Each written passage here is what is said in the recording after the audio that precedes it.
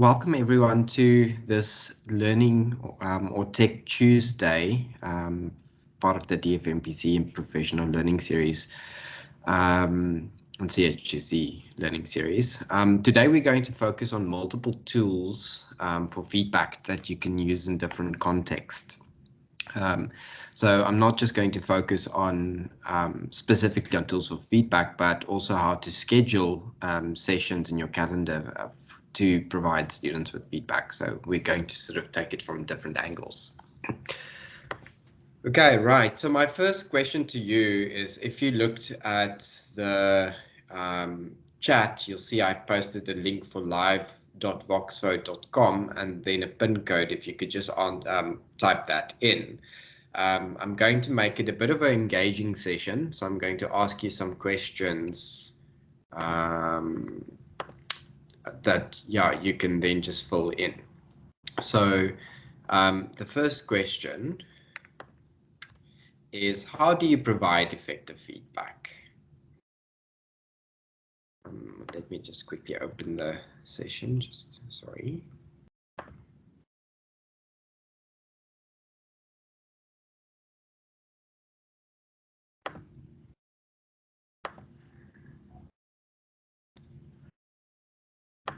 Events. Sorry, I'm launching it now. Live. Start. Okay. Let me just stop sharing my screen. I'll give you a minute to answer that.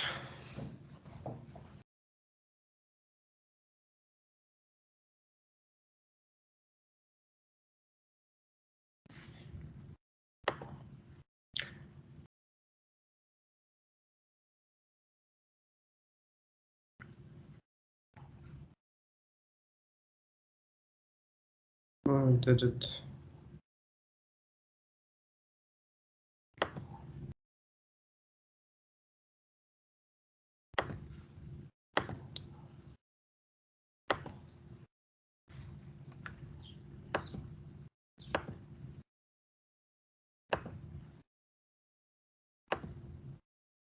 Okay, constructive is one answer.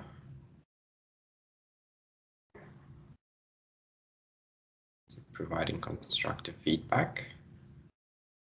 I'm also trying to sort of gauge what technologies you use. So in what ways do you provide feedback? Through email, face-to-face?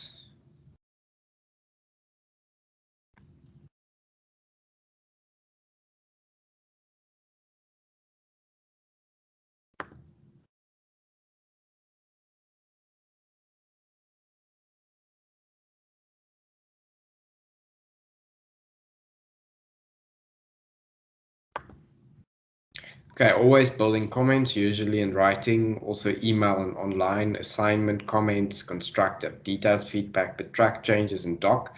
Okay, and then grade that one follows by Teams or face-to-face discussion, which I think is a good approach. Okay, then the next one is, what tools do you use to provide feedback? Okay, so we kind of covered that.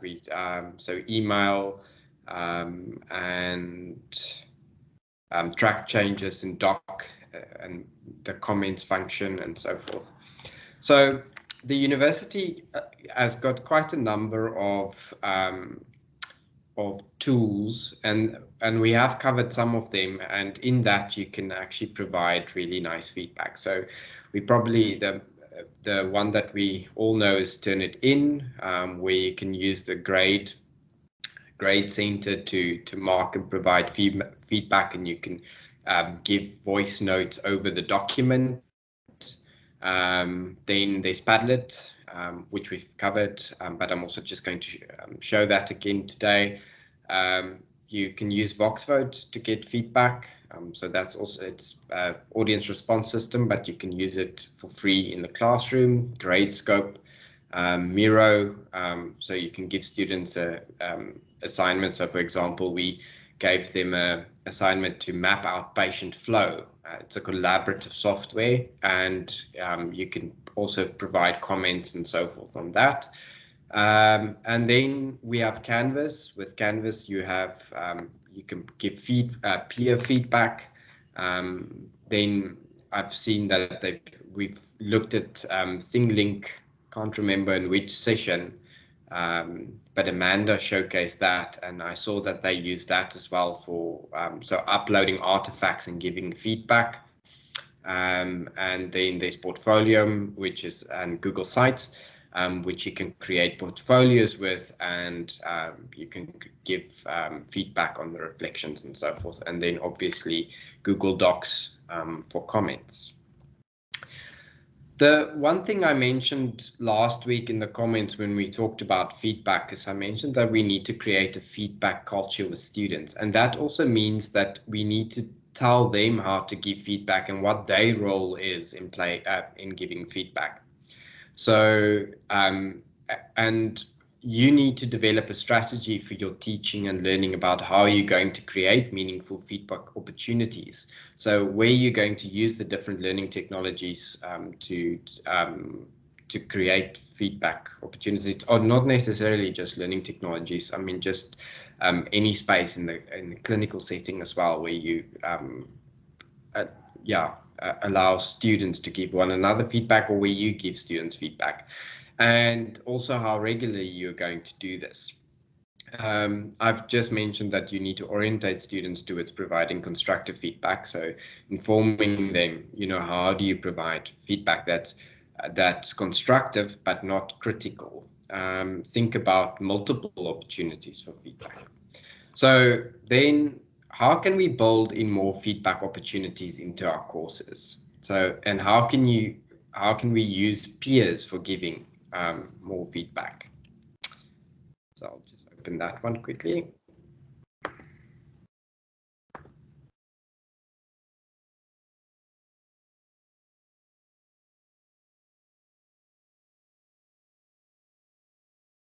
Sorry, internet's a bit slow. Start. Okay.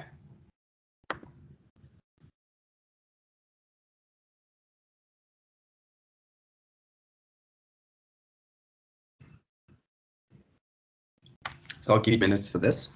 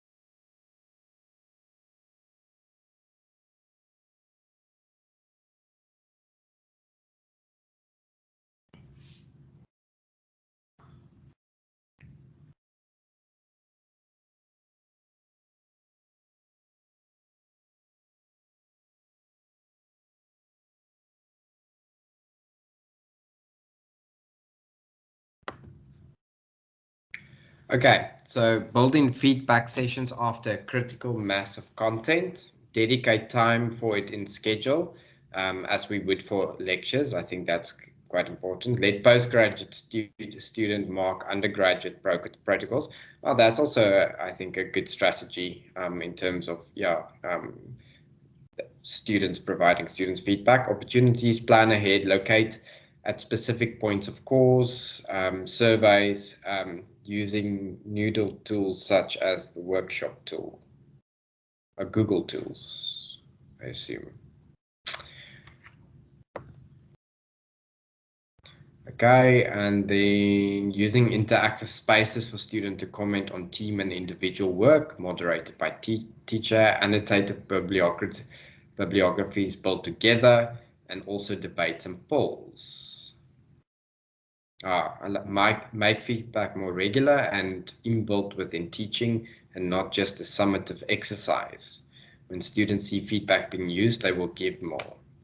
Right. The one thing that we also do in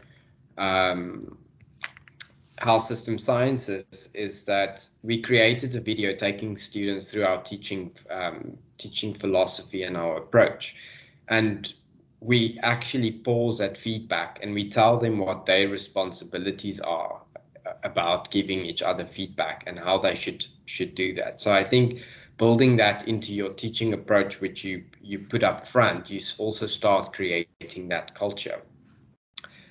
So the one thing I looked at was looking at 360-degree feedback so that students can give each other feedback. And I found these two articles on how 360-degree feedback enhance interprofessional learning and how it also helps for evaluating competencies. So the one tool that I'm going to look at is jot forms, and part of why 360-degree feedback is so great is that it's developmental, not evaluative. It can significantly improve engagement and professional development, and it makes individuals more self-aware about their strengths and weaknesses. The other thing is that it improves productivities and also improves the relationships between students. And I think there's definitely a great deal of trust between, that needs to develop when giving feedback to peers. So I'm going to showcase the jot form and some of the peer feedback that I found that they give students, but you don't necessarily, so jot form is a tool within the university space, but you can also use Google Forms and Microsoft Forms to create the same type of peer feedback session or form. So this is basically what the form looks like. When you start creating it, so you can have it image. In this case, you can upload the students up front, and you can then select the individual. For some of the other forms that I saw, they actually also ask you, what is your relationship? Is it a person who knows me well or a fellow student? The other form looked at, is it a clinician? Is it a nurse? So if it's interprofessional, who is giving the feedback and how are you working with each other to establish the relationship? This one, so how is it to deal with me, work with me, give number from left to right as worst to best? I didn't really like these questions for this specific form, but it was one that they gave students.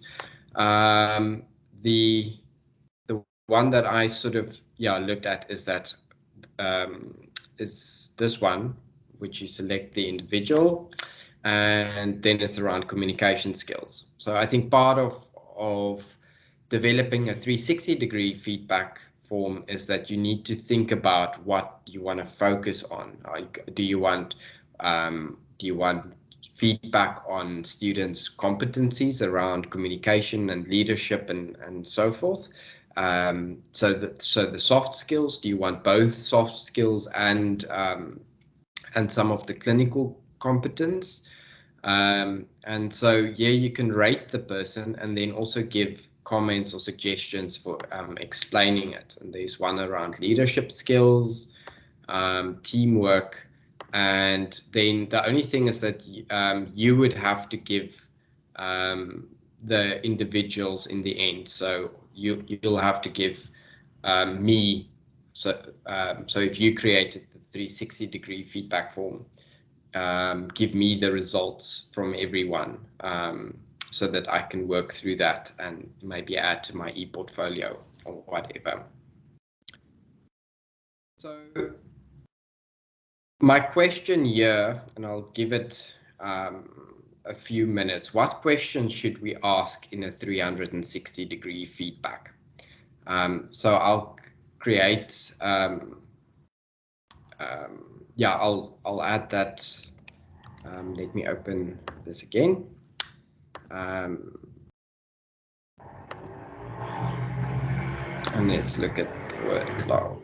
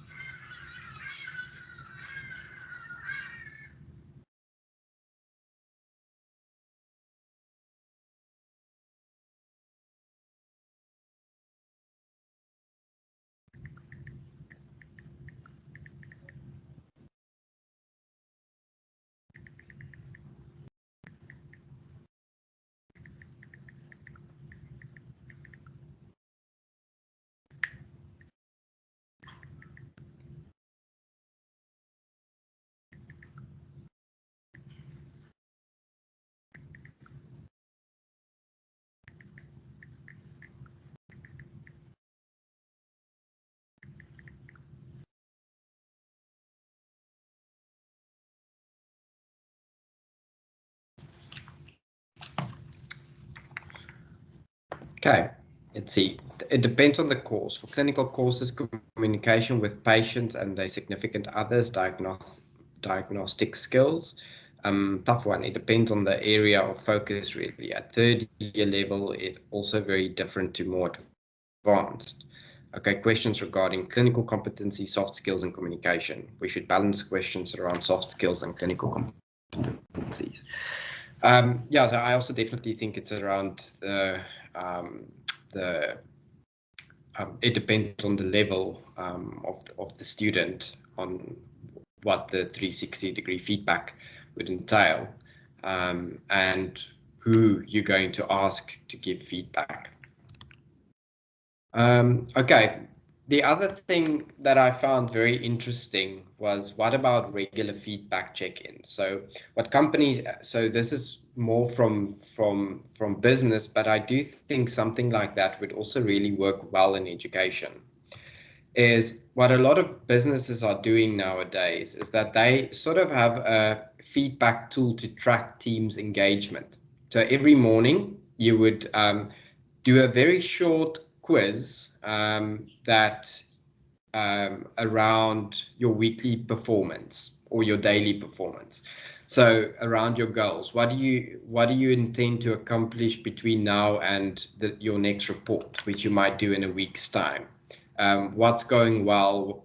What are you proud of this week? What challenges are you facing and where are you stuck? So it's a bit of reflection, and then you can look at that and provide feedback. But you can also ask students to provide one another with feedback. So let's say, for example, you have a case with a lot of teamwork where students need to work in a team. They can constantly rate each other and give feedback on performance. So one of them, for example, this one is cheers for peers. So recognize someone who helped you, brought you sunshine, or went the extra mile. And I saw a few of these when I looked at the software. Obviously, most of these software are paid for, but we can easily replicate something like this with Google Forms or Microsoft Forms. So I'm just going to stop here and see if there's any questions, and then I'll continue with the rest of the tools. Well, got questions or comments?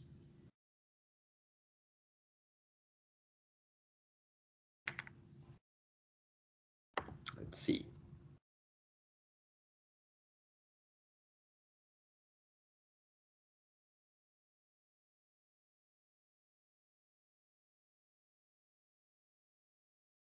Yeah, I quite like the term emotional intelligence.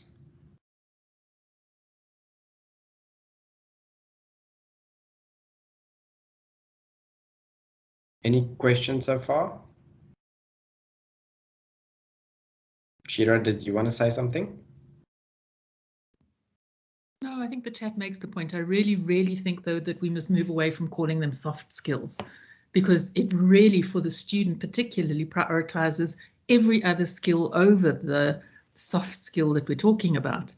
And I don't think it gives them enough importance. So I think in our armamentarium, we should start thinking of them differently and calling them different things. No, I agree with that. Yes, Kath, I really like that. Exactly. Critical skills. Yes, no, I think it is critical skills. Okay, so the next one I'm going to focus on, and I'm going to share the link in the platform, in the chat, is a Padlet. So I put 2 videos in the Padlet, and the idea here is that you can give feedback on students. So let's say, for example, this is a assignment where you ask students to upload a video of performing how they take a patient's medical history. So there's 2 videos on the Padlet, and then you can ask them, now evaluate 2 to 3 students' videos and provide them with constructive feedback. What did you do well? Or, I mean, what did they do well? What can they improve on, and how would you suggest they improve? So you can click on that and look at the 2 videos. And what's nice about this is when you use a Padlet, you can upload a video directly, so they can take a photo, or you can ask them to upload a video. So we, for example, use this to introduce them, ask students to introduce themselves, and then we ask them to comment on their videos in terms of what that they learn from the other, from their peers. But you can share YouTube videos, so they can upload it to YouTube and also share and so forth. But the nice thing is that you can comment. And the other thing is that if you are scared that students might be too critical, you can change the settings that you first have to review the comments. So it requires approval, and it automatically filters out profanity. So yeah.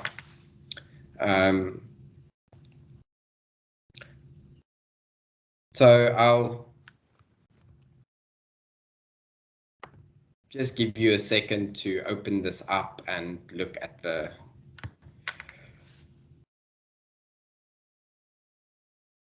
play around and add a comment. You can also go and find a YouTube video and see how to add your own video there.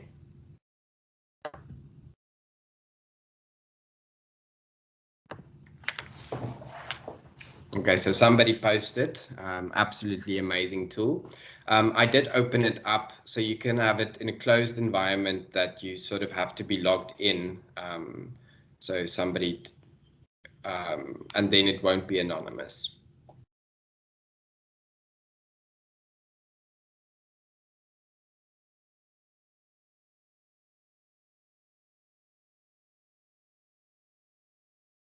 Okay, looks fascinating. Second person. And as you can see there, it tells you how many comments there are, and you can edit and delete the comment. Well worth exploring this tool.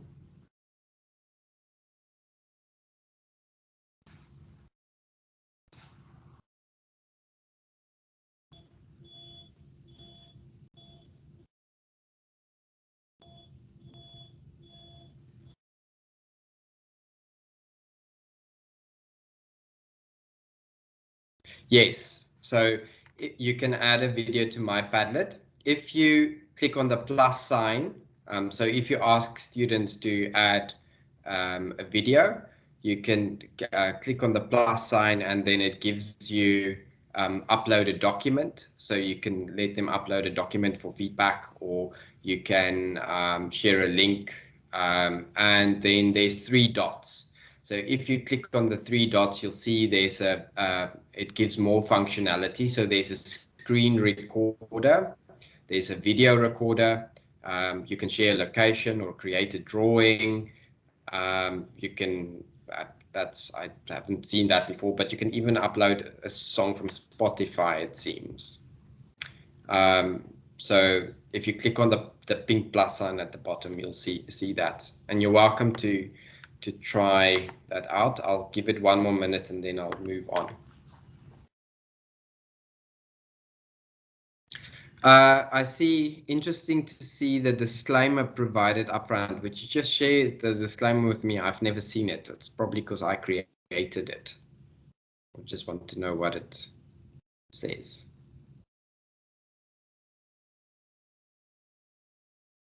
I was just looking at the first slide, or the slide up front, Janus. In terms of the actors on the video, yeah. Okay. Yeah, so my idea, I just sort of took the 2 YouTube videos to show how students can upload videos for practicing a clinical skill and giving feedback. But yeah, I mean, there's loads of different ways in terms of how you can use the software.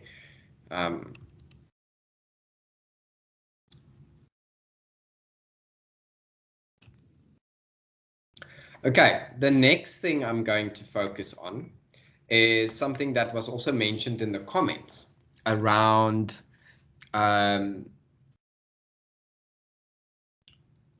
you need to schedule in time for feedback. And what's really nice about Office 365 is it has a booking function built into it. I'm just going to show you what we did with HSS again, is because we want students to schedule sessions with either their tutors for feedback on their writing, or if they would like a one-on-one session with the course coordinators, we have this booking page. And so they can select whether they want to schedule a session with the HSS course coordinators. I made that 15-minute sessions, and there's also 20-minute sessions with the writing fellows if they want to talk through their feedback, and we basically give them clear instructions that they have to come with a written piece and they have to send that to the writing fellows beforehand. So if you send if you click on, well, let's take me in this case. So if I click on that, it's going to open up the 2 course coordinators, which is me. And then when you click on the dates when I'm available, it gives the time slots that I'm available. Now, what's really nice about this is that if you have a meeting scheduled, so let's say I have a meeting scheduled at 10 would automatically not be available, and then it gives the name. So you type in your email address, and as soon as you type in your email address, we set this up that it automatically creates a team link, and students can get then gets the team link that they can just join that meeting. It's really easy to set up. You just need to look for the booking function under Office 365 apps. Sometimes it's not there, then you just have to click in the search bar bookings, and then it will come up, and you can then start adding your staff profiles and manage the services. So for example, there, okay, it does have a new look and feel since I've last set it up. But you can add the new services. So if you have more than one type of service, or like writing fellows, or if you want IT support or whatever. And then calendar and availability. So that's where you can share if you want it to be available Monday to Friday. But then you can still set up the staff profiles individually. So I just want to see where that is. So I can set up my profile that that I'm only available on. Sorry, it does look very different from the last time I set it up. They must have changed it very recently. But I can say that I'm only available on a Tuesday from 2 to 4 and on a Friday from 2 to 4, and then it will only schedule bookings in that time, but only if you're available. Yeah, so in terms of scheduling time for feedback, I think this is also a really great tool. And as you see, you can also just embed it on the home page or wherever of your course site. Any questions about this?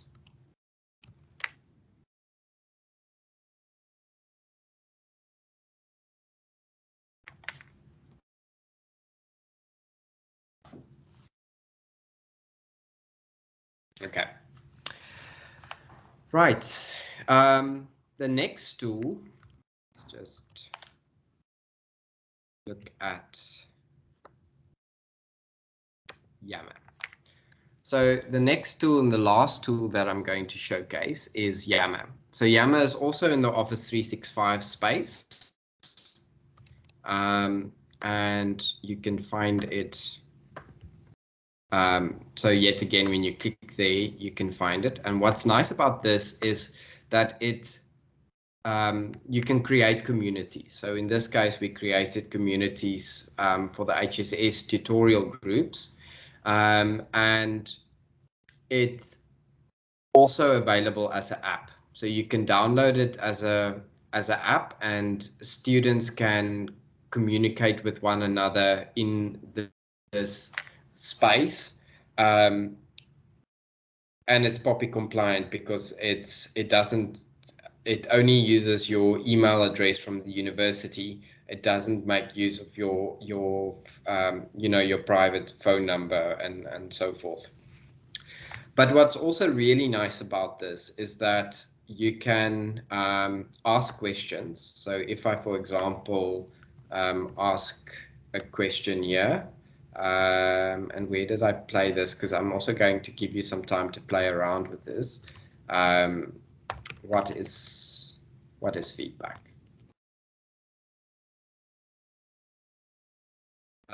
You can ask the question. You can also tag people. So if I, for example, want Shira to answer it. Okay, she's not added to the community, so I think then it will she will be tagged and she'll get a notification on the app as well as online. What's really nice about this is that you can go to all the unanswered questions and everything will pop up. So that makes it easy to pay attention to questions. You can also provide praise to someone if they did a really good job. And you can also host a poll and so forth. What's also really nice is that you can hashtag topics. So let's say, for example, what is feedback? And we can say hashtag session module 1 session 3. So if I then ask that and I click on the hashtag, where is that now?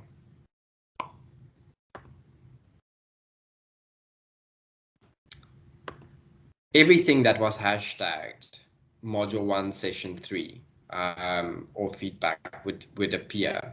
So even in all these communities that I'm a member, I would be able to see if a student had questions about that session. So how we deal with this, and we're still working with IT because the only issue at the moment is, and Lucy said she'll sort it out for us, is that students are placed in a separate container. So students have their own Yammer and we have our own Yammer. So they're just still trying to see that staff and students can share the same Yammer. But the aim is that in a module, I mean, in our module, we have 6 sessions. And at the end of each session, the plan is to then have this built in. And students can just ask the question, can ask the questions here, and we get a WhatsApp notification to our phones that a student asked a question. So it makes it very easy for them to ask here and for us to see where a question was asked. It's especially if you ask them to hashtag module 1 session 1 and so forth. But it's basically like WhatsApp, just with a few more functionalities. So my question around this app is, how do you think you can use it in your context? But that you can just type in on the software. So let me just go back to this and share the link with you.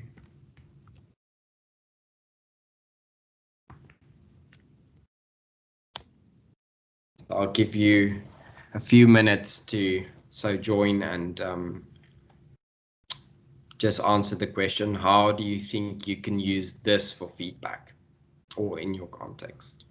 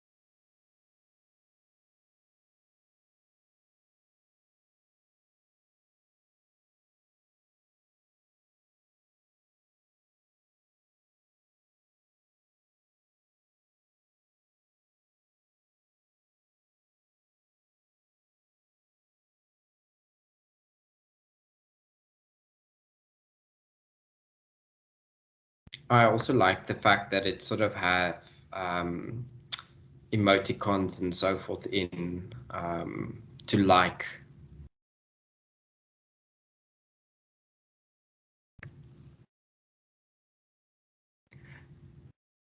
The other nice thing about this is that it's got quite a bit of analytics built into it. So I can see that 3 people have seen this.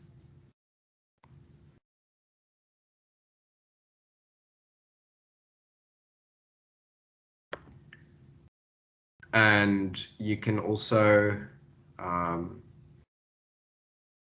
trying to see where was the feedback, but there's quite a lot of engagement analytics in this.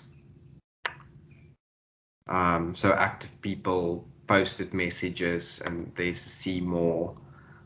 So you can see who was active where, and who read messages and reacted to messages and so forth. So I think, yeah, it's quite a powerful tool.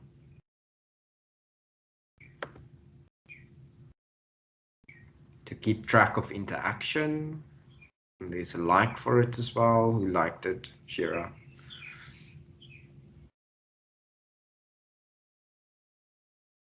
I see Elizabeth also said something. Can use it with PhD student community with our monthly check-in meetings when students share some of their work or during writing retreats.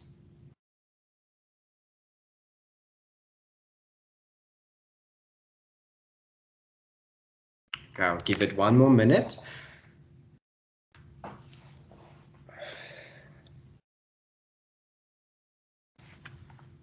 And there I can also see it as notifications that, okay, so Elizabeth reacted and Shira and Lesego. So yeah, it's easy to, especially if you build it into your courses for one space to get questions or comments or feedback about the course. So part of what we said is that if you hashtag feedback and you want to give us feedback about a session that something didn't work or that you enjoyed a session or that we need to change something, they can just hashtag feedback for that, and that gives us feedback continuously. But we also make it very clear that it's not an expectation. It's only if they want to.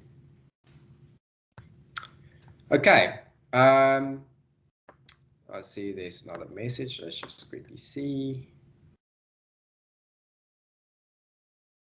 Okay, so it makes the online classroom a lot more interactive and engaging for students that miss this.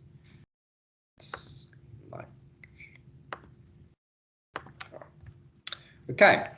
I also think, yeah, you can also share to a private message and to another community and so forth. Okay, any questions about that app?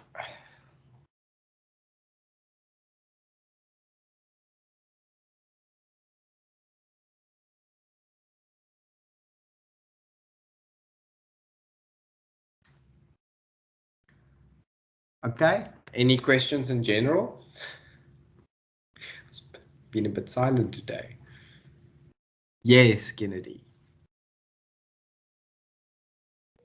Thanks for your presentation, Janice. I just wanted to find out, looking at your pages, they're very, very technical.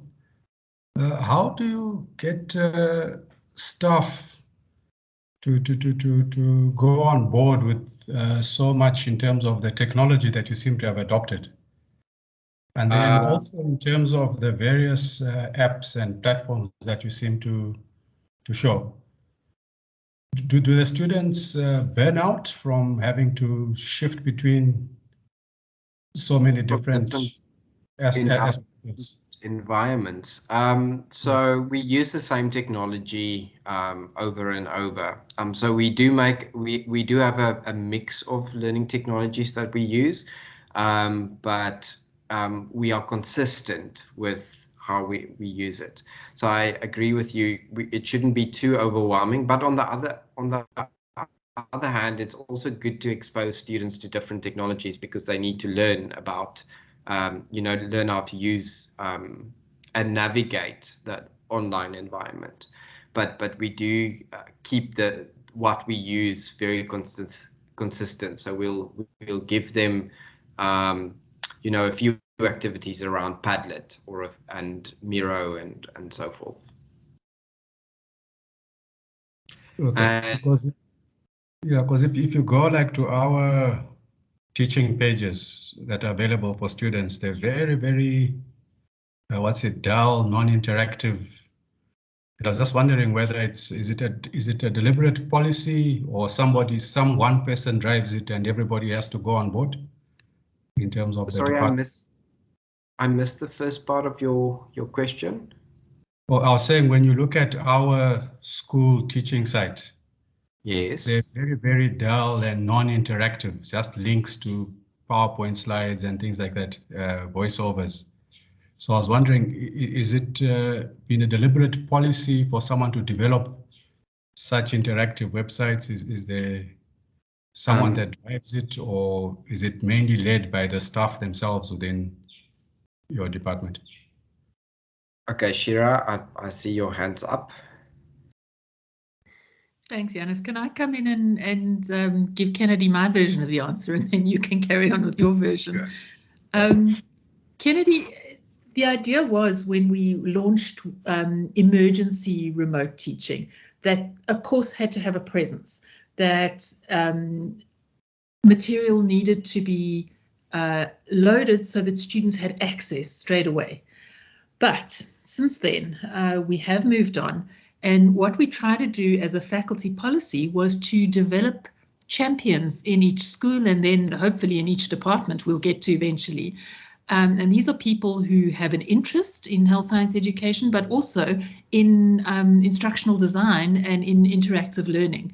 So they would learn all this fancy tech stuff that Yanis has and share across the university what's available to us and start slowly building interactivity into the courses so that it truly becomes a blended learning experience and not just a presentation or a filing cabinet of information for students to learn.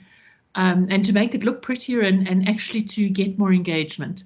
So we've slowly been working through schools and departments.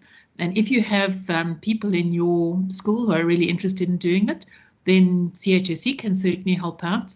But there's quite a lot of cross-university education that shows people how to improve what their pages are. And the faculty policy is that we're actually going to be starting an audit.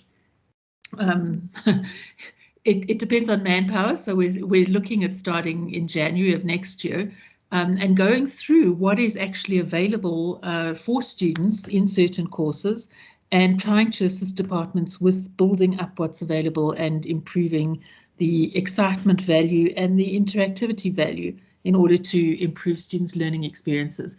So it is a much longer term project than the emergency remote teaching, but it's certainly a university policy that we should improve our blended learning offerings and not just leave them as filing cabinets. Thanks. Thanks, Shira. So just on Richard, sorry. No, I just wanted to add, since we are talking big picture, we need to throw the model of the intern program into this thinking as well, just to be able to look at whether the faculty can't support more interns as instructional designers or blended learning administrators in support of faculty, of academics, so that we can just build a very much a movement towards capacitating everybody. But I guess there are a number of different ways in which we can try to think out the box a little bit on what to do across the faculty.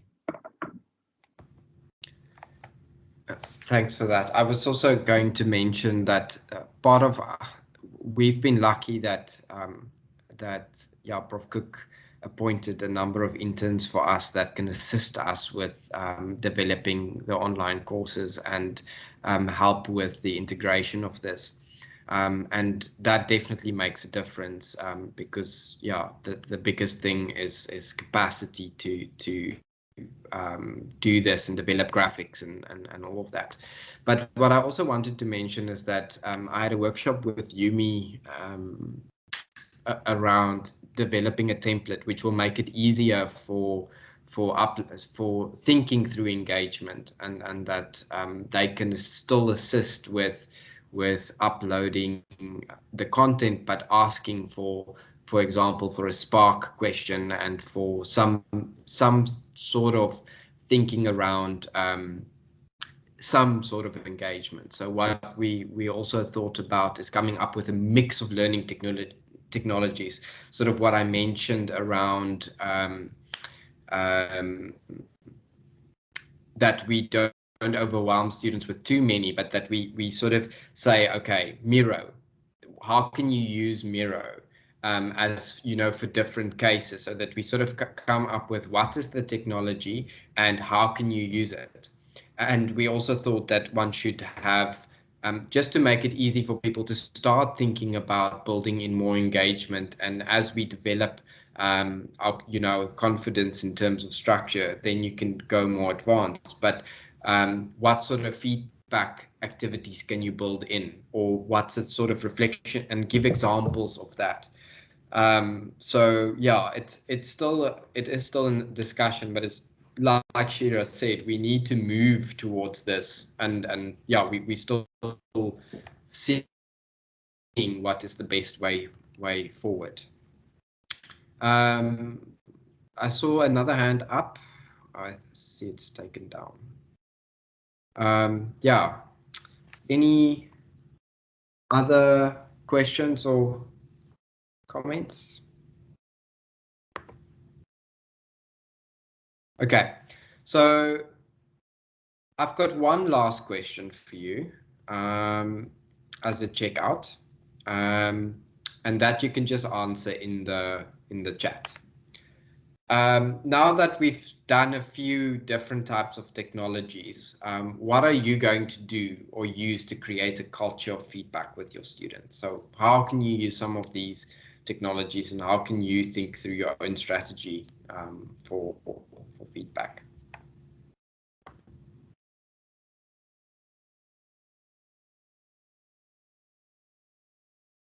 And then just before we go, I just want to draw your attention to next week's session, which would then be a workshop on feedback. So yeah, and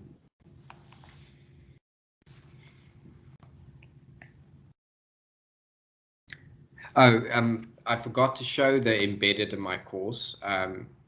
That just makes me think of Yammer.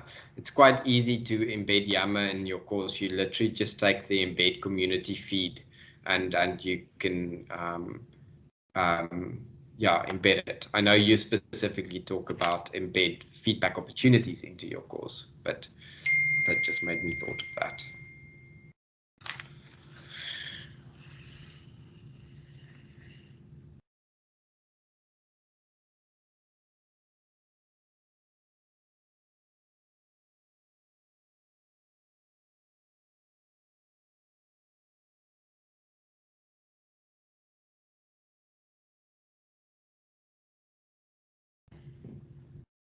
Thanks, Shira. Strikes me, Yanis, that we're always asking our students that they need to communicate, they need to with us, and in trying to achieve the learning outcomes, they must make mistakes. They must pilot their learning and go with it and run with it. And I guess it's we as faculty need to be taking the same approach somewhat. It's just jumping in and trying things, and if it doesn't work out, well, we learn from it, and we perhaps use another app, and we look and we grow with that one. Would you agree? I definitely agree with that, Richard. I think it's yeah, it's very important to explore a bit, and even if it doesn't work out exactly like you say, you learn from it. But the students, I mean, everything is a learning curve for the students ahead. So I don't think you make a complete disaster if you try something different. So yeah, no, I fully agree with that. Thanks for a great session, really. I'm happy you enjoyed it. Thanks.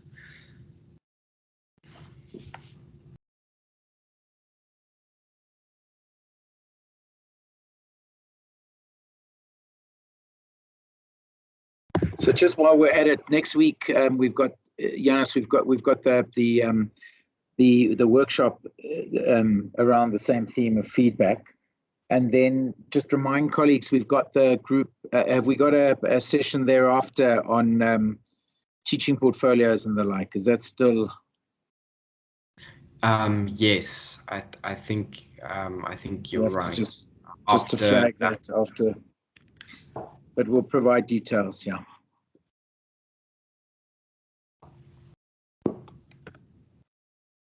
Yeah, so next week is feedback, and the workshop around feedback, and then the week after that would be around, Shira will lead us. Is it around the teaching philosophy?